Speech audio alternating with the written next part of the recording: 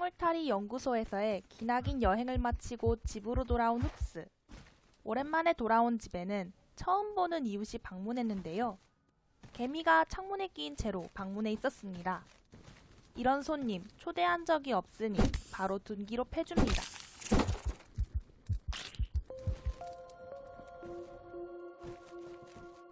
이제 못 들어오게 문단속도 제대로 해야겠습니다. 연못연구소와 생울타리 연구소에서 줄곧 사용되었던 이제는 낡아버린 비늘 갑옷은 추억을 기리며 예쁘게 장식해두기로 합니다. 그리고 새롭게 베리 덩어리와 베리 가죽을 얻게 되었으니 훨씬 더 고급진 장비, 무당벌레 세트를 만들어 입기로 합니다. 베리 덩어리가 약간 부족하긴 하지만 정말 강력해 보이는 옷이 될 것 같군요. 다리 보호대를 아직 만들지 못해 베리를 따러 왔습니다. 그런데 저 멀리 뭔가 이상한 구조물이 보입니다. 가까이서 보니 이건 우리가 흔히 알고 있는 핫도그인 것 같습니다. 누가 한 입 먹고 실수로 떨궜나 봅니다. 이 너겟은 따로 파밍해서 가져갈 수 있는데 주변에는 애벌레들이 알을 깠는지 애벌레가 잔뜩 있습니다. 무당벌레 옷에 걸맞게 모두 숙성해주고 빵을 마저 가져가기로 합니다.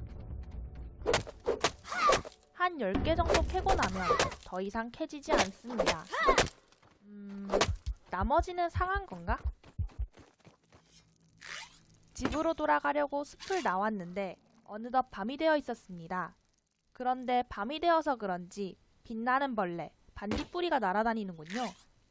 아직 잡아본 적이 없으니 화살로 유인해서 잡아보기로 합니다. 화살에 이 정도 데미지가 박히는 것을 보니 약할 것 같군요.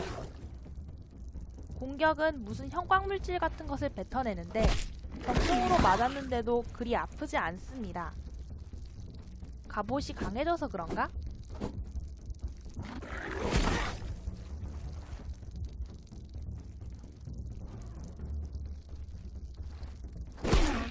반딧불이는 특성대로 발광물질과 무지개 비늘을 주는군요.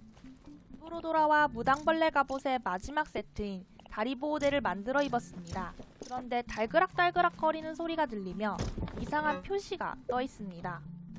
음식은 2층에 보관하는데 너겟이 점토와 비슷하게 생겨서 잘못 넣어서 생긴 일인 것 같습니다. 어두워서 잘 안 보였는데 발칙한 도둑은 바로 개미였습니다. 곧바로 응징해주고 털어가려던 것을 수거해줍니다.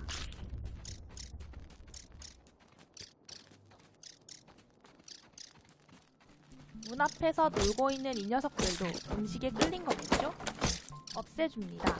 그런데 집을 부수는 건지 진딧물을 잡는 건지.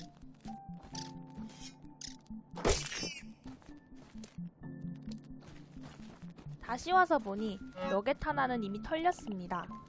아마도 개미 뱃속에 있는 모양입니다. 장비가 강화되면서 새로운 재료인 깃털을 파밍할 수 있었습니다. 그래서 침대다운 침대를 만들기로 했습니다. 그렇게 완성된 침대, 일반 가정에서도 쓸 수 있을 것 같죠? 이불은 없지만요. 새로운 곳을 탐험하다가 서로의 등을 긁어주는 무당벌레 부부를 발견했습니다.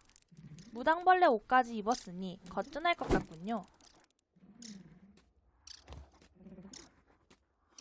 화살로 한 마리만 노려봅니다.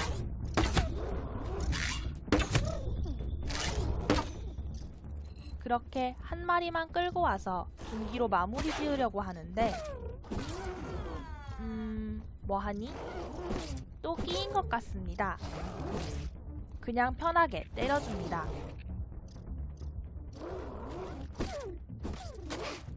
매번 끼인 녀석을 죽이는 것만 보여주니 흡스의 자존심이 상할 것 같습니다. 평소에는 이렇게 풀과 같은 것을 이용해서도 잘 잡습니다. 지금 저에게 유일하게 무서운 녀석은 늑대거미입니다. 그런데 운 좋게 끼어있군요. 역시 버그가 최고입니다. 돌아다니다가 오랜만에 예전에 발견했던 민트 사탕통에 재방문했습니다. 문을 열고 안으로 들어가 봅니다. 그러면 민트를 뽀개서 가져갈 수 있습니다. 새로운 먹거리를 찾은 것 같군요.